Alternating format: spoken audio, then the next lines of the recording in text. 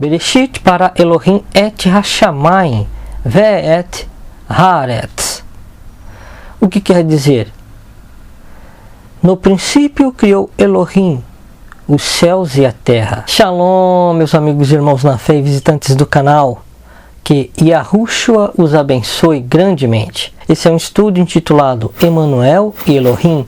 E por que desse título? Porque algumas pessoas interpretam muito mal esse título. É um título, uma expressão para uma pessoa. É uma expressão do que significará o nome do Messias. Eu vou usar a Bíblia Strong, com o dicionário Strong. E a versão é de João Ferreira de Almeida, revista atualizada. E no livro de Isaías, ou Yeshayahu, no capítulo 7, versículo 14, está escrito assim: portanto, o Senhor, o Eterno, o Yahu, mesmo vos dará um sinal, eis que a Virgem conceberá e dará à luz um filho, e lhe chamará Emanuel. A palavra Emanuel significa Elohim conosco, que foi traduzido no português para Deus conosco. Porém, alguns não entendem esse contexto e acreditam que Emanuel seria o próprio nome da pessoa, porque Emanuel, no hebraico, no fundamento do hebraico, Immanuel quer dizer Imanu, conosco, e El é de Elohim. Por isso, Emanuel, Elohim conosco. E por que essa característica? Porque o Filho do Eterno, ele é a imagem do Elohim invisível. Ele é a imagem do Altíssimo. Porque ao Pai ninguém jamais viu. O Filho unigênito, esse que ele o fez revelar. Certa vez, um dos apóstolos, ou Talmidim, discípulos, perguntou para ele: Mestre, mostra-nos o Pai, que nos basta. Aí ele diz: estou há tanto tempo, Felipe, convosco e me dizes, mostra-nos o Pai. Quem me vê a mim, vê ao Pai. Lembra dessa passagem? Ele é Elohut, a imagem do Elohim invisível. Então algumas pessoas não entendem o que quer dizer Emanuel. Não é o nome da pessoa. Quando ele fala, e o seu nome será, e lhe chamará Emanuel, é porque o nome dele vai ter essa característica de ser Elohim entre nós, Elohim conosco. Imanu, conosco, El, de Elohim. Elohim conosco é um atributo da Elohut, da imagem do Eterno.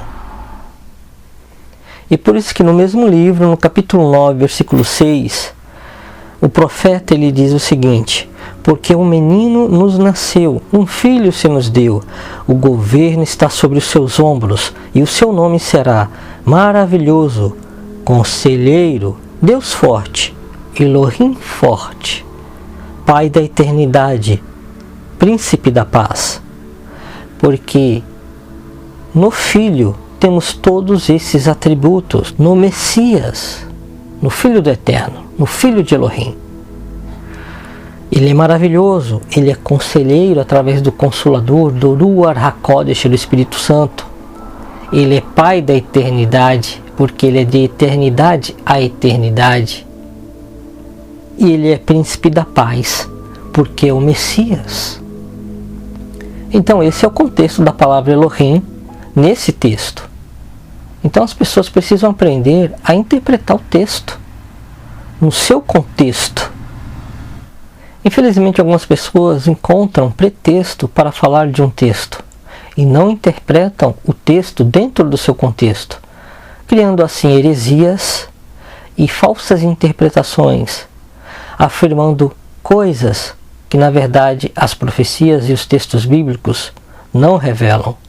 São concepções das mentes deles, infelizmente, errôneas. Então entendam o contexto da palavra Elohim e Emanuel, que quer dizer Elohim conosco, porque o Filho do Eterno, ou o próprio Eterno, ele se fez carne e habitou entre nós como Filho do Homem. Por isso, Filho do Eterno, Filho do Altíssimo, filho de Elohim. Algumas pessoas dizem que o título Elohim é um título pagão e de divindades pagãs. Existe um título pagão chamado El, mas não é o mesmo El ou Elohim dos hebreus. O que preciso entender? Que uma palavra dita em uma outra língua ou de um outro povo, ela pode ser até parecida ou igual à palavra de uma outra nacionalidade ou de uma outra nação, porém com contextos e significados diferentes. Então, uma palavra no contexto de uma língua para outra pode ser até igual, mas o seu significado é diferente. Então, quando se diz que Elohim é o poderoso, o criador, o soberano, é porque Elohim é uma palavra que está no plural e possui várias qualidades. Não se refere a várias pessoas, mas a várias qualidades. Eloá no singular, que está mais voltada para o Criador. Elohim é porque é poderoso, soberano, criador. Um exemplo é o que está escrito no livro de Bereshit, ou Gênesis, no início da Bíblia, no capítulo 1, versículo 1. E temos assim: Bereshit para Elohim et hashamayim ve'et haaretz. O que quer dizer? No princípio criou Elohim os céus e a terra. Quando diz Elohim ou usa essa palavra, está dizendo todas as qualidades daquele ser na criação de todas as coisas, como soberano, como altíssimo, como poderoso, como criador, entre outros adjetivos. Por isso, Elohim no plural e Eloá no singular. Então, não é um título voltado para ídolos somente, porque o próprio Criador, no livro de Êxodo, no capítulo 20, vamos ler agora no livro de Êxodo, no capítulo 20, versículo 3, onde está escrito, na versão de João Ferreira de Almeida, está: não terás outros deuses diante de mim. Porém, no hebraico é: não terás outros Elohim diante de mim. Ele está falando de outros ídolos aqui nesse contexto, porque cada deus pagão, o ídolo pagão daquela época, tinha um atributo de poderoso, de criador, de ídolo daquilo outro, no sentido de Deus do sol, Deus da lua, Deus das águas. Estão entendendo? Então são atributos o qual nenhum desses deuses ou ídolos realmente possuem. São ídolos falsos. Por isso que também essa palavra serve para eles, porque o próprio Criador se coloca como o ídolo verdadeiro, o verdadeiro Elohim, o verdadeiro Criador, o verdadeiro poderoso, o verdadeiro soberano. Por isso ele diz: não terás outros Elohim diante de mim, porque ele é o Elohim verdadeiro. Alguns dizem que a palavra Ulim, numa forma portuguesada Ulim, seria a palavra correta nesta ocasião, substituindo a palavra Elohim. Porém, eles estão equivocados, porque a palavra Ulim ou Ulim, dependendo de como eles leiam, ela não existe no fundamento da gramática hebraica. Essa palavra não existe em dicionários em nenhum lugar do mundo. Essa palavra não existe como registro em algum lugar. Pelo menos eu jamais a vi em nenhum fundamento do hebraico, em nenhum local do mundo. Então essa palavra ela é uma palavra construída. O termo ul, ele existe no hebraico. Agora, ulim ou ulim não existe. Pelo menos não se tem registro dessa palavra. E a contradição é, eles substituem a palavra Elohim para Ulim. E o que acontece? Acontece que eles entram em contradição com esse mandamento do livro de Shemot, capítulo 20, versículo 3, mais conhecido como Êxodo. Porque o Eterno fala: não terás outros Elohim diante de mim, outros, porque ele é o único. Shema Israel, Yahu Eloheinu, Yahu Echad. Ouve, ó Israel, Yahu é nosso Criador, Yahu é um. Então entendam que ele se coloca como o verdadeiro Elohim. Quando usam a palavra Urim para dizer que é o título correto, porque Elohim seria o nome dos deuses pagãos, estão entrando em contradição com esse texto. Porque senão esse texto, ou essa palavra, teria que estar com Urim. Não terás outros Urim diante de mim. Estão vendo a contradição? Porque essa palavra é que está empregada aqui. Não terás outros. Ele está se referindo a ele como verdadeiro, o Pai Criador. Não terás outros ídolos, que seriam os falsos ídolos, outros Elohim, diante de mim, porque ele é o verdadeiro. Então, ele usa a palavra Elohim, no plural, para ídolos, falsos deuses, para que todos compreendam, e para ele como o único e verdadeiro Elohim. Nesse versículo, nesse mandamento, se realmente Elohim fosse uma palavra errada, e não do hebraico, pois está no hebraico, essa palavra é encontrada, tem registro dela, é fundamento do hebraico. Se não fosse Elohim, teria que ser Urim, e estão em contradição todos os que usam essa palavra para dizer que Elohim é pagão. Por quê? Porque o próprio Criador usa essa palavra aqui, nesse versículo, nesse mandamento. Não terás outros Urim diante de mim? Aqui ele coloca essa palavra como ídolos pagãos, se referindo como o único e verdadeiro Criador. Então entendam que estão equivocados todos esses que acharam que a palavra Urim está correta, porque não está. Porque estaria aqui também pelo próprio Criador, como referente à palavra de ídolos falsos, porque ele usa a mesma palavra aqui, nessa passagem. Ele não usa uma palavra para ele e uma outra para os ídolos diferente nesse contexto. É a mesma palavra, no plural. Tanto que no versículo 4 está escrito: não farás para ti imagem de escultura, nem semelhante alguma do que há em cima nos céus, nem embaixo na terra, nem nas águas debaixo da terra. Porque ele está tratando realmente de falsos ídolos que os pagãos adoravam. E ele se coloca como o único e verdadeiro ídolo a se adorar, o único e verdadeiro Elohim. E se fosse Urim, ele diria: não terás outros Urim diante de mim. Estaria também essa palavra associada aos ídolos pagãos. Essa palavra Urim, se fosse realmente esse o título verdadeiro, porque ele usa aqui nesta ocasião. Então estão equivocados, sim, os que usam essa palavra para rejeitar a palavra Elohim. Existiu sim o El, que é tipo aquele bezerro de ouro, um boi, né, com 2 chifres, um ídolo pagão. Tanto que eles zombaram, eles criaram, eles quiseram tentar o povo como se aquela imagem fosse a imagem do Todo-Poderoso.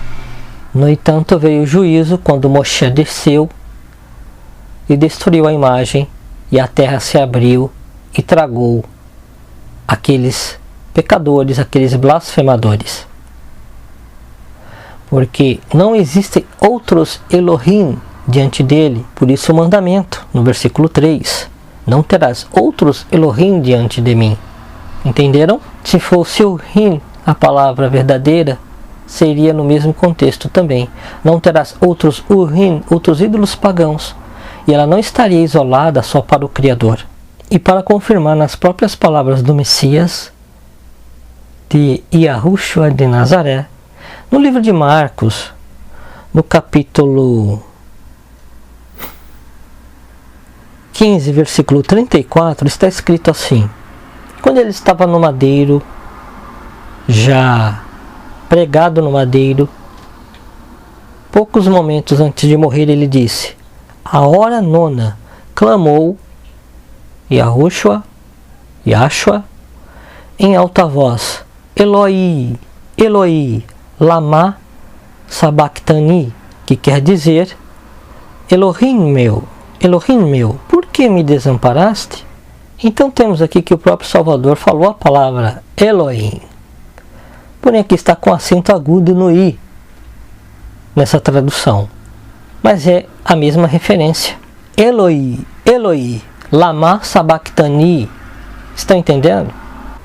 Ele apontou para essa palavra, que hoje é conhecida como Elohim.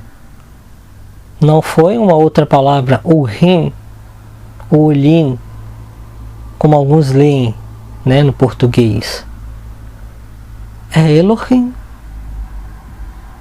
O próprio mestre falou. Temos o nome de Eliahu, o profeta Elias, como é mais conhecido. Eliahu, em hebraico, começa com El também, e não é pagão, é o nome hebraico dele. Porque tudo que é El agora nas escrituras, alguns grupos querem alterar, estão equivocados, pois o Eterno tem um nome e vários títulos. E infelizmente a serpente no mundo quer dizer que ele tem vários nomes. Não são vários nomes. Muitos doutores e teólogos não têm revelação e entendimento que ele possui vários títulos e um nome que é diferente. Então os títulos não são o nome dele. São os títulos, os atributos, os adjetivos que ele tem, as qualidades, suas características, em suas manifestações. O nome é um. E nos últimos tempos temos aqueles que descobriram o nome do Eterno em hebraico, independente das suas variações no hebraico, eles têm trocado os títulos do Eterno na Bíblia, nas Escrituras, pelo nome. Vocês devem já ter visto, tem pessoas que estão trocando os títulos dele pelo nome nas Escrituras, e isto também é errado. Não estão sendo honestos, não estão compreendendo realmente o contexto das Escrituras. Nem tudo que foi trocado está referente ao nome, mas sim a títulos também. Então alguns entendem que até os títulos que foram trocados teria que estar o nome ali, e não é. O nome está onde o nome foi trocado, onde colocaram a palavra Senhor com letras maiúsculas. Essa é a regra no português. Onde tem a palavra Adonai no hebraico, é aí que está o nome, e não nos outros títulos. Então tenham cuidado com esses que estão trocando e alterando as escrituras, tirando os títulos do Eterno para colocar o nome. De fato, eles ocultaram o nome do Eterno nas escrituras, no Antigo Testamento e no Novo também. Eles trocaram por outros títulos ou palavras que conhecemos hoje como Senhor. Então, onde está o nome do Eterno é realmente onde a gente encontra o tetagrama que está referente ao nome do Eterno de uma forma transliterada para YHWH nas escrituras, no hebraico. No hebraico, onde vemos esse tetragrama, sim, é o nome do Eterno. Mas quando está outros títulos, não é o nome do Eterno. Deve-se manter os títulos. Infelizmente estão trocando os títulos pelo nome do Eterno. Isso é uma alteração indevida, porque dentro do contexto tem que estar o título, porque está se referindo à qualidade, à sua característica, ao seu adjetivo de qualidade ali naquele contexto. E não é o nome. Quando você tira o título dele e coloca o nome, você está cometendo o erro, alterando as escrituras sagradas. Então se arrependam, enquanto ainda há tempo, porque ele cobrará qualquer alteração que fizeram indevidamente nas escrituras sagradas e também na forma que explicaram a sua palavra. Se explicarem fora do contexto, ele cobrará. Então entendam que existem até gramáticas diferentes no hebraico. Existe um hebraico diferente para os sefarditas, os judeus sefarditas, uma gramática diferente já para os askenazes e para os Hassid. Vejam essa imagem. É um programa, um aplicativo em hebraico, mas com as suas diferenças para os sefarditas, askenazes e Hassids. Então entendam que no hebraico não é só uma gramática. Existem várias gramáticas. Alguns falam Elohim, outros falam Elohim e outros Eloquim. Sabiam? Eu sei que a maioria não sabia. Pois é, alguns falam Elohim, outros falam Elohim, e outros falam Elohim. Já tinham ouvido? Elohim. Então, qual será o correto? É preciso realmente conhecer as gramáticas para entender bem o hebraico. Então hoje o hebraico moderno possui também suas ramificações. Embora o hebraico moderno não seja um hebraico puro, não seja o hebraico arcaico, mas é uma soma de línguas. Então entendam que a palavra Emanuel, ou Immanuel, direto do hebraico, não é o nome do Eterno e também não é o nome do Messias. É uma simbologia que o profeta ali fez, a ordem do Eterno, que o nome dele seria aquilo, teria aquele significado, porque ele conosco, o verdadeiro Elohim conosco, o Elohim vivo e verdadeiro, como o apóstolo Kefa ou Pedro disse para ele, que ele era o Mashiach, o Messias, o filho do Elohim vivo, porque existem outros Elohim que não são vivos, são ídolos de gesso, pedra, ferro e etc. São ídolos falsos. Por isso ele disse, não terás outros Elohim diante de mim. Então entendam o contexto. Alguns acreditam até que Emmanuel Macron tem esse nome na escritura e essa passagem está se referindo a ele. Estão totalmente equivocados, sem conhecer o contexto bíblico. O profeta Yeshayahu não falou de Emmanuel Macron. Quando dão o nome de Emmanuel e até de Jesus para algumas pessoas, vocês já devem ter conhecido alguém com o nome de Jesus. As pessoas fazem de forma tendenciosa para que a pessoa se chame por aquele nome que estão dando a ele. Mas nas escrituras existe um significado, um contexto. E não está falando que ele se chamará Emmanuel no contexto que Emmanuel é o nome da pessoa. É uma simbologia, uma parábola. Porque Emmanuel é Elohim conosco. Vemos os contextos de que Elohim também se refere a ídolos. São títulos que se referem a ídolos e também ao Criador. Então no mundo existem pessoas que fazem realmente coisas de forma tendenciosa. Então para não cair em enganos, embora que façam de propósito algumas coisas, é preciso entender os contextos das escrituras sagradas no seu real cumprimento. Então entendam que o profeta Yeshayahu, a pedido do Eterno, estava se referindo ao significado do nome do Messias. E ele se chamará Emmanuel, que quer dizer Elohim conosco, porque o Eterno se fez carne e habitou entre nós. O seu nome tem o significado do nome do Pai. Yahushua quer dizer que YHWH salva, ou que YHWH é o Salvador. Estão entendendo? É isso que quer dizer, Elohim, o verdadeiro, conosco. Eu vim em nome do meu Pai, ele falou. Por isso no seu nome tem o nome do Pai, Yah. O nome Yah. Yahushua. Então esse é o vídeo para entenderem que Emmanuel não é o nome do Messias. Então que Yahushua abençoe a todos e até o próximo estudo. Shalom.